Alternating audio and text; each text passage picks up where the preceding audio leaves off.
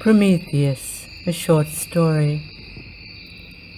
The children pretended that they were scared of the old man, but really it was simply sport to fill in the hollow time between boredom and the waning sun.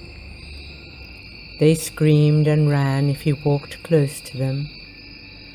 They threw stones sometimes if they were hungry and angry, but not, it must be said, with much resolve, besides which their aim was always very poor.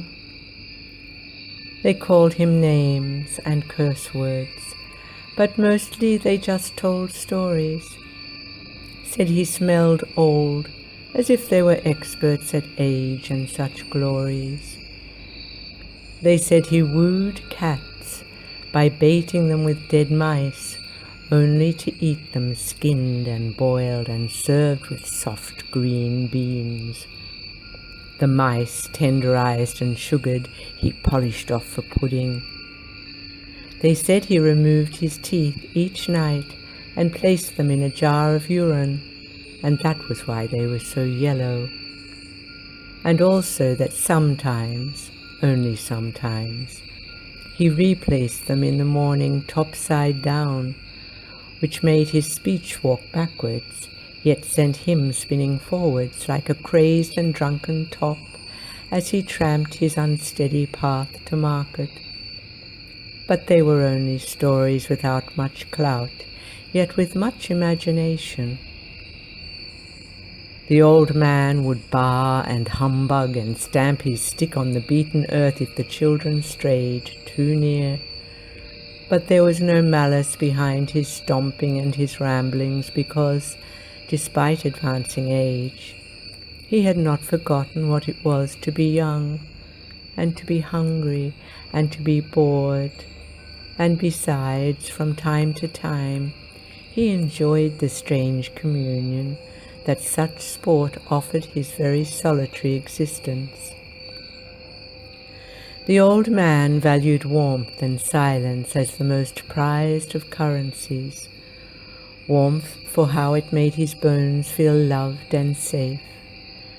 The soft coming of the dawn, the sun's warming rays like a balm on his unyielding spine, as he, shawled in blankets of wool, sat, back to the sun, arms wrapped across his chest in a peculiar, twisted daybreak caress, or the midday sun boring a hole into his balding scalp, flooding him like a storage silo of radiation.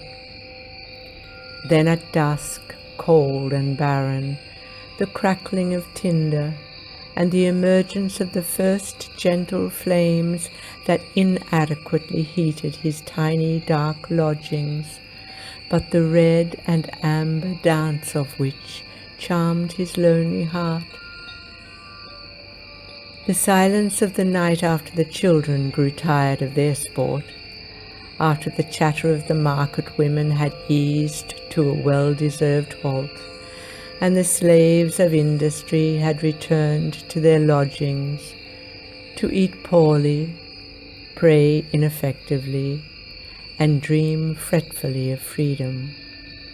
The still of the dog's sleepy murmur, the stars' obstinate refusal to speak their secrets, the bliss of it, the harmony of it, the whisper-quiet medicine of it. Yes, warmth and silence, the old man thought, these are the currencies of kings. When the great silence finally engulfed the old man, the only ones who felt his absence were the children. At first, to ease their boredom, they began to call each other names, but this only led to bruises and bloodied noses and the involvement of tired, angry parents who did not understand. It didn't last. They occasionally threw stones at wandering cats, but their aim was no less inaccurate than before, and besides, the cats, interested only in filling their bellies with unsweetened mice, were tricky targets, so this too did not last.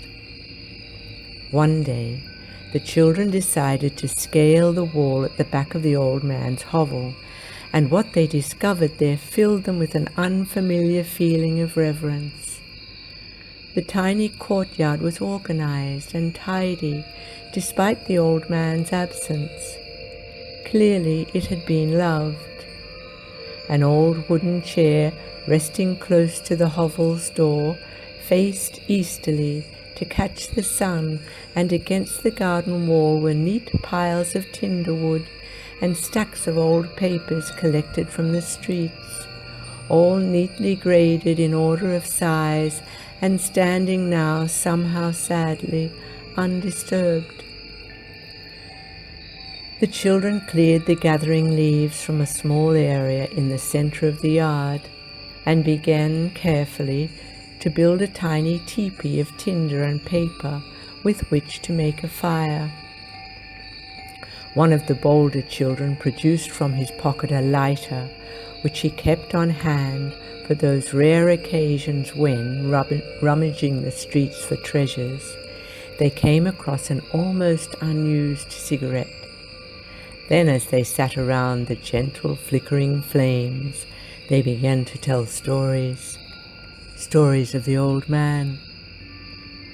In his younger days, they said, he had been a buccaneer and had sailed the seas in search of fortune. He had shared secrets with kings. His eye teeth were made of yellow gold and studded with miniature sapphires. He spoke in 7 different tongues and was known to dance on burning coals while crooning to the moon. He had walked with lions and laughed with hyenas and had never known the icy flinch of fear. He had been a hearty lover of women, one of them alleged, while the others fidgeted and blushed, not knowing but wanting to know the details of what such a feat entailed. The older and more advanced of the children spoke of how the old man, like Prometheus, had been equipped with superhero powers, and that he had not really left, but was instead on a journey to the sun, that he might bring back light and warmth to heat the frosty hearts of disillusioned men.